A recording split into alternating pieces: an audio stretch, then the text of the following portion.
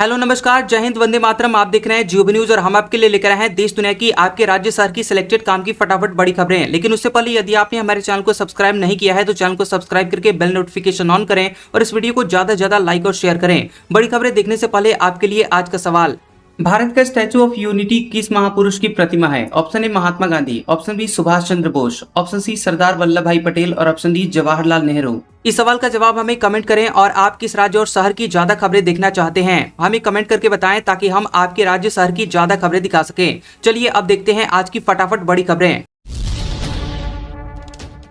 ममता जो सीट हारी वहां ईवीएम वीवीपैट सुरक्षित रखने का आदेश, हाईकोर्ट बोला जरूरत पड़ने पर जांच होगी। भवानीपुर में शुभेंदु 15,000 वोटों से जीते थे। कलकत्ता हाईकोर्ट ने पश्चिम बंगाल की भवानीपुर विधानसभा सीट की मतगणना से जुड़े हुए सभी अहम सबूत सुरक्षित रखने का आदेश दिया है। अदालत ने रिजल्ट में गड़बड़ी के आरोपों पर सुनवाई करते हुए कहा कि ईवीएम वीवीपैट सीसीटीवी फुटेज और अन्य संबंधित रिकॉर्ड सुरक्षित रखे जाएं। जस्टिस गौरांग कांत ने मतगणना केंद्र बने शेखावाटी मेमोरियल स्कूल के अंदर और बाहर लगे सभी सीसीटीवी कैमरों की फुटेज सुरक्षित रखने का भी निर्देश दिया है। कोर्ट ने कहा कि जरूरत पड़ने पर इन सभी साक्ष्यों की जांच होगी। अदालत की अनुमति के बिना इन्हें न तो मिटाया जाएगा और न ही बदला जाएगा, न नष्ट किया जाएगा और न ही इनके साथ किसी तरह की छेड़छाड़ की जाएगी। टीएमसी ने ममता बनर्जी को पार्टी प्रमुख बताया, चुनाव आयोग को वर्किंग कमेटी की लिस्ट भेजी। एक दिन पहले बागी गुट ने अरूप रॉय को अध्यक्ष चुना था। असली तृणमूल कांग्रेस टीएमसी को लेकर ममता बनर्जी और बागी गुट में खींचतान तेज हो गई है। बागी गुट के दावे के एक दिन बाद टीएमसी ने चुनाव आयोग को पार्टी के पदाधिकारियों और नेशनल वर्किंग कमेटी की नई लिस्ट भेजी है। लिस्ट में ममता बनर्जी को पार्टी का अध्यक्ष बताया गया है, सुब्रत बख्शी को उपाध्यक्ष और अभिषेक बनर्जी को राष्ट्रीय महासचिव बताया गया है। पार्टी सूत्रों के मुताबिक चुनाव आयोग को भेजी गई लिस्ट 20 जून तक की संगठनात्मक स्थिति के आधार पर तैयार की गई है। राम मंदिर चढ़ावा चोरी की रिपोर्ट एसआईटी ने सरकार को सौंपी। 20 पेज की रिपोर्ट में एफआईआर और ट्रस्ट को दोबारा गठित करने की सिफारिश। अयोध्या राम मंदिर चढ़ावा चोरी मामले में एसआईटी ने अपनी जांच रिपोर्ट राज्य सरकार को सौंपी है। सूत्रों के मुताबिक इसमें एफआईआर दर्ज करने और ट्रस्ट को दोबारा गठित करने की सिफारिश की गई है और किसी सीनियर अफसर को मंदिर का सीईओ नियुक्त करने का भी सुझाव है। डिटेल जांच के लिए एसआईटी ने और समय मांगा है। रिपोर्ट गृह विभाग के additional chief secretary Sanjay Prasad को रिपोर्ट सौंपी गई है और टीम ने बताया कि 20 पन्नों की ये शुरुआती रिपोर्ट है जिसमें 150 लोगों से पूछताछ की डिटेल है। सूत्रों के मुताबिक एसआईटी ने पिछले 5 साल के चढ़ावे का ऑडिट कराने की भी सिफारिश की है। चढ़ावे में अनियमितता रोकने के लिए सुझाव दिए गए हैं। ट्रस्ट के पदाधिकारियों की भूमिका पर सवाल उठाए गए हैं। खान ग्लोबल स्टडीज में निरीक्षण करने पहुंचे डीआईजी, कहा इलेक्ट्रिकल पैनल के नीचे सीटिंग अरेंजमेंट सही नहीं, स्प्रिंकलर भी नहीं मिला। पटना में अग्निशमन विभाग ने कोचिंग संस्थानों का ऑडिट किया है। मुसल्लाहपुर इलाके में सुबह से 12 संस्थानों का ऑडिट हो चुका है, लेकिन किसी भी संस्थान में बेहतर परिणाम नहीं मिले। कुछ जगह कुछ न कुछ खामी जरूर मिली है। वहीं बोरिंग रोड चौराहा के पास खान ग्लोबल स्टडीज में निरीक्षण के लिए अग्निशमन विभाग ने डीआईजी मनोज कुमार नट अग्निशमन टीम के साथ पहुंचे। वहां फायर सेफ्टी के बारे में जानकारी ली। डीआईजी ने कहा कि इस सेंटर में इलेक्ट्रिकल पैनल के नीचे सीटिंग अरेंजमेंट मिला है जो सही नहीं है, स्प्रिंकलर तक नहीं है। निरीक्षण के वक्त फायर सर्विसेज के आईजी सुनील कुमार नायक भी रहे। तेज प्रताप यादव ने पीए पर करवाई चोरी की एफआईआर। पत्नी बोली साजिश, पति जिंदा भी है या नहीं। अनुष्का के साथ तस्वीर वायरल होने पर जिसे हटाया उसे फिर पीए बनाया। राजद सुप्रीमो लालू प्रसाद यादव के बेटे और जेजेडी अध्यक्ष तेज प्रताप यादव ने अपने ही निजी सहायक पीए मोतीलाल पर चोरी का आरोप लगाया है। इसको लेकर उन्होंने सचिवालय थाना में मोतीलाल के खिलाफ प्राथमिकी दर्ज कराई है। मोतीलाल की पत्नी प्रीति भारती ने आरोप लगाया कि मेरे पति सोमवार की रात 8 बजे तक तेज प्रताप यादव के साथ ही थे। उन्होंने तेज प्रताप यादव के फोन से ही वीडियो कॉल किया था। मेरे पति को फंसाया जा रहा है। मुझे तक आशंका है कि मेरे पति अब हैं भी या नहीं। टाटा इलेक्ट्रॉनिक्स का डेटा डार्क वेब पर लीक, हैकर्स ने एप्पल टेस्ला के सीक्रेट डिजाइन और 2 लाख फाइलें चुराई। कंपनी बोली काम पर असर नहीं। टाटा ग्रुप की कंपनी टाटा इलेक्ट्रॉनिक्स का डेटा डार्क वेब पर लीक हो गया है। इस साइबर अटैक में हैकर्स ने डार्क वेब पर कंपनी की 2 लाख से ज्यादा सीक्रेट फाइलें लीक कर दी हैं। इनमें टाटा के 2 सबसे बड़े क्लाइंट एप्पल और टेस्ला के कंपोनेंट डिजाइन स्पेसिफिकेशन पेपर्स और सीक्रेट डॉक्यूमेंट शामिल हैं। टाटा इलेक्ट्रॉनिक्स हालांकि इसने साफ किया है कि इस घटना से उसके बिजनेस ऑपरेशंस पर कोई असर नहीं पड़ा है और सभी काम सामान्य रूप से चल रहे हैं।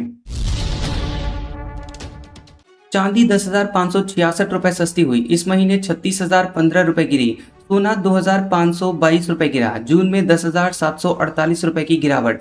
सोने चांदी की कीमतों में 23 जून को गिरावट आई। India bullion and jewellers association IBJA के मुताबिक 1 किलो चांदी 10,566 रुपए घटकर 2,27,000 रुपए पर आ गई है, जो कि सोमवार को 2.37 लाख रुपए पर थी। वहीं 10 ग्राम 24 कैरेट सोना 2,522 रुपए गिरकर 1,45,000 रुपए पर आ गया है। इससे पहले 22 जून को ये 1,47,000 रुपए पर था। वहीं सोने के दाम इस महीने 10,748 रुपए और चांदी के दाम 36,015 रुपए गिरे हैं। 1 जून को सोना 1,56,000 रुपए प्रति 10 ग्राम और चांदी 2,63,000 रुपए प्रति किलो थी। ट्रंप की धमकी से ईरान नाराज, अमेरिका से बातचीत रोकी, कहा दबाव में बात नहीं करेंगे। अमेरिकी अधिकारियों के साथ हाथ भी नहीं मिलाया। स्विट्जरलैंड में 21 जून को ईरान और अमेरिका के बीच हुई बातचीत ट्रंप की धमकी की वजह से खत्म हो गई है। ईरानी वार्ताकार मोहम्मद बाघिर गलिबाफ ने कहा कि करीब 80 मिनट की बातचीत के बाद मुझे पता चला कि ट्रंप ने हमारे राष्ट्रपति, हमारी वार्ता टीम और हमारे इलाके को लेकर धमकी भरे बयान दिए हैं। गलिबाफ ने कहा कि इसके बाद ईरानी डेलीगेशन ने बैठक खत्म कर दी और वहां से चले गए। उन्होंने बताया कि बाद में अमेरिकी पक्ष ने मध्यस्थों के जरिए एक और बैठक कराने की इच्छा जताई, लेकिन ईरान ने इसे अस्वीकार कर दिया। वहीं ईरानी टीम ने अमेरिकी उपराष्ट्रपति जेडी वेंस के साथ हाथ मिलाने और संयुक्त फोटो सत्र में शामिल होने से इनकार कर दिया। इसे लेकर जब अमेरिकी उपराष्ट्रपति जेडी वेंस ने से पत्रकारों ने सवाल पूछा तो उन्होंने कहा कि लोग सोचते हैं कि केवल नेतन्याहू ही बातचीत को नुकसान पहुंचा सकते हैं, लेकिन कई बार ट्रंप के अचानक और सख्त बयानों से भी तनाव पैदा हो जाता है। 6 साल बाद बदले अंदाज में लौटा भारत और चीन व्यापार। पहली खेप में 26 पास जारी। इस बार सड़क से लिपुलेख तक पहुंचेंगे व्यापारी। 6 साल बाद भारत तिब्बत सीमा व्यापार नए स्वरूप में लौट रहा है और पहली बार व्यापारी सड़क मार्ग से वाहनों के जरिए लिपुलेख दर्रे के नजदीक तक पहुंच सकेंगे। और इसी बीच प्रशासन ने व्यापार की पहली खेप में यहां 26 ट्रेड पास जारी कर दिए हैं, जिनमें 17 व्यापारी और 9 सहायक शामिल हैं। गुंजी में कस्टम कार्यालय और अन्य जरूरी व्यवस्थाएं भी शुरू कर दी गई हैं। नीट री एग्जाम, एम्स से PMCH तक के छात्र सॉल्वर बने। MP UP समेत 6 राज्यों के मेडिकल कॉलेज से स्टूडेंट हायर किए। 15-20 लाख का ऑफर दिया। एम्स से PMCH और गया मेडिकल कॉलेज जैसे संस्थानों से MBBS की पढ़ाई कर रहे छात्र बिहार के लखीसराय में फर्जी अभ्यर्थी के रूप में परीक्षार्थी के रूप में पकड़े गए हैं। जालसाजियों ने 40 लाख रुपए में डॉक्टर बनाने का ठेका लिया था और इसका काम असली परीक्षार्थी की जगह फर्जी परीक्षार्थी बैठाना है। और गैंग कितना मजबूत है इसका अंदाजा इस बात से लगाया जा सकता है कि लखीसराय के ARK हायर सेकेंडरी और केंद्रीय विद्यालय से 9 फर्जी परीक्षार्थी पकड़े गए। इस फर्जीवाड़े का मुख्य किरदार Patna medical college and hospital यानी PMCH का छात्र है। पकड़े जाने पर इसने पुलिस को अपना नाम मयंक कश्यप बताया था। जांच में पता चला कि इसका असली नाम अश्विनी कुमार है। ये बायोमेट्रिक कर्मी बनकर परीक्षा केंद्र में घुसा था। दावा, उद्धव के 7वें सांसद भी शिंदे गुट में आना चाहते थे। शिवसेना नेता बोले मंत्री पद चाहते थे, बात नहीं बनी, ठाकरे के बगल में बैठते हैं। शिवसेना नेता रामदास कदम ने दावा किया कि उद्धव गुट के 6 सांसदों के अलावा एक और सांसद एकनाथ शिंदे के साथ शामिल होना चाहते थे। कदम ने मुंबई में मीडिया से बातचीत में कहा कि 7वें सांसद ने भी कागज पर साइन कर दिए थे, लेकिन उन्होंने कैबिनेट मंत्री पद की मांग रखी। वहीं एकनाथ शिंदे ने इनकार कर दिया, जिसके बाद वो वापस चले गए। हालांकि कदम ने उस सांसद का नाम बताने से इनकार करते हुए कहा कि मैं उनका नाम नहीं लूंगा, लेकिन वे उद्धव ठाकरे के बगल में बैठते हैं। वहीं एकनाथ मोदी बोले देश में नक्सलवाद आखिरी सांसें गिन रहा है। आज जो संविधान हाथ में हिलाते हैं, नक्सली हिंसा के चरम पर उनके हाथ कांपते थे।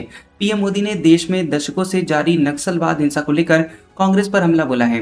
उन्होंने राहुल गांधी का नाम लिए बिना कहा कि जो लोग अब संविधान दिखा रहे हैं उनके हाथ तब कांप रहे थे जब नक्सली हिंसा चरम पर थी।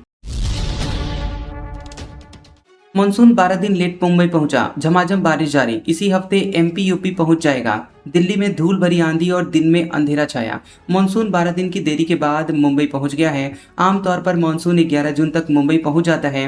मानसून के पहुंचते ही शहर के कई इलाकों में झमाझम बारिश हो रही है।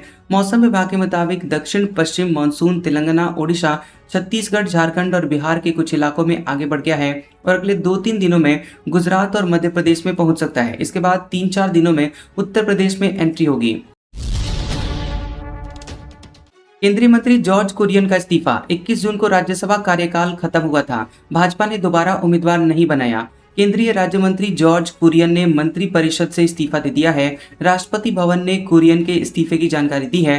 प्रेस रिलीज में बताया कि राष्ट्रपति द्रौपदी मुर्मू ने पीएम नरेंद्र मोदी की सलाह पर उनका इस्तीफा स्वीकार किया है। हालांकि इस्तीफे की वजह नहीं बताई गई है। 65 साल के कुरियन मोदी सरकार के तीसरे कार्यकाल में अल्पसंख्यक कार्य मंत्रालय और मत्स्य पालन, पशुपालन और डेयरी मंत्रालय में राज्य मंत्री के पद पर थे। वे अगस्त 2024 से मध्य प्रदेश से राज्यसभा सांसद थे। धर्मेंद्र प्रधान बोले, कॉकरोच जनता पार्टी दहशतगर्दों की बी टीम है। सीजेपी ने नेट पेपर लीक को लेकर शिक्षा मंत्री का इस्तीफा मांगा था। बता दें कि केंद्रीय शिक्षा मंत्री धर्मेंद्र प्रधान ने कॉकरोच जनता पार्टी सीजेपी को दहशतगर्दों की बी टीम बताया। सीजेपी नीट पेपर लीक का विरोध कर रही है और शिक्षा मंत्री से इस्तीफे की मांग कर रही है। एनडीटीवी को दिए गए इंटरव्यू में उन्होंने कहा कि जिन्हें डेमोक्रेसी में रिजेक्ट कर दिया गया था, वे भेष बदलकर आए हैं और अब सिस्टम के पीछे पड़े हैं। वे उन लोगों के लिए नारे लगाते हैं जो देश को बांटना चाहते हैं। उनकी पहचान हो गई है। वहीं राहुल गांधी की कोटा में रैली को लेकर प्रधान ने कहा कि विपक्ष को सवाल पूछने का अधिकार है, लेकिन री एग्जाम से 3 दिन पहले कोटा में जाकर दहशत पैदा करते हैं, स्टूडेंट्स के मन में भय पैदा करते हैं। उनकी मंशा थी कि 21 की परीक्षा खत्म हो जाए। 5 जुलाई तक तैयार हो जाएगा यूसीसी का ड्राफ्ट, सीए बोले। 9 लाख ने दिए सुझाव, अल्पसंख्यक समाज की ज्यादातर महिलाओं ने किया समर्थन। मुख्यमंत्री डॉक्टर मोहन यादव ने कहा कि मध्य प्रदेश में समान नागरिक संहिता यूसीसी का ड्राफ्ट 5 जुलाई तक तैयार कर लिया जाएगा। इसके बाद आगामी मानसून सत्र में इसे विधानसभा में विधेयक के रूप में पेश किया जाएगा। मुख्यमंत्री ने कैबिनेट बैठक से पहले मंत्रियों को बताया कि समान नागरिक संहिता को लेकर अब तक 9 लाख से ज्यादा सुझाव प्राप्त हुए हैं, जिनमें करीब 90% सुझाव इसके समर्थन में हैं। मुख्यमंत्री ने बताया कि अल्पसंख्यक समाज की ज्यादातर महिलाओं ने भी समान नागरिक संहिता का समर्थन किया है और 30 जून तक सुझाव लेने की प्रक्रिया पूरी होगी। इसके बाद 5 जुलाई तक ड्राफ्ट तैयार किया जाएगा। एमपी सरकार फिर लेगी 2800 करोड़ का कर्ज, 8 और 22 साल के बॉन्ड जारी कर जुटाएगी राशि। कुल देनदारी 5 लाख करोड़ रुपए के पार। मध्य प्रदेश की मोहन यादव सरकार एक बार फिर बाजार से 2800 करोड़ रुपए का कर्ज लेने जा रही है। इसके लिए वित्त विभाग ने राज्य विकास ऋण के जरिए 2 चरणों में बॉन्ड जारी करने की अधिसूचना जारी की है। ये राशि 1600 करोड़ और 1200 करोड़ रुपए के रूप में जुटाई जाएगी। इस नए कर्ज के बाद चालू वित्त वर्ष में राज्य सरकार द्वारा लिया गया कुल कर्ज 13,800 करोड़ रुपए पहुंच जाएगा। वहीं प्रदेश पर कुल कर्ज बढ़कर करीब 5,02,000 करोड़ रुपए हो जाएगा। आज का सुविचार, भरोसा एक स्टिकर की तरह होता है, ये दूसरी बार पहले जैसे नहीं चिपकता। कैसा लगा ये वीडियो हमें कमेंट सेक्शन में जरूर बताएं। वीडियो पसंद आया हो तो वीडियो को लाइक और शेयर करें और ऐसी इंटरेस्टिंग वीडियोस देखने के लिए हमारे चैनल जियोबी न्यूज को सब्सक्राइब करें और बेल आइकॉन को दबाएं। और हमारे ओल्ड और लेटेस्ट वीडियोस देखने के लिए हमारे प्लेलिस्ट और कम्युनिटी टैब को जरूर चेक करें। तो मिलते हैं अगले वीडियो में, तब तक के लिए आपका शुक्रिया।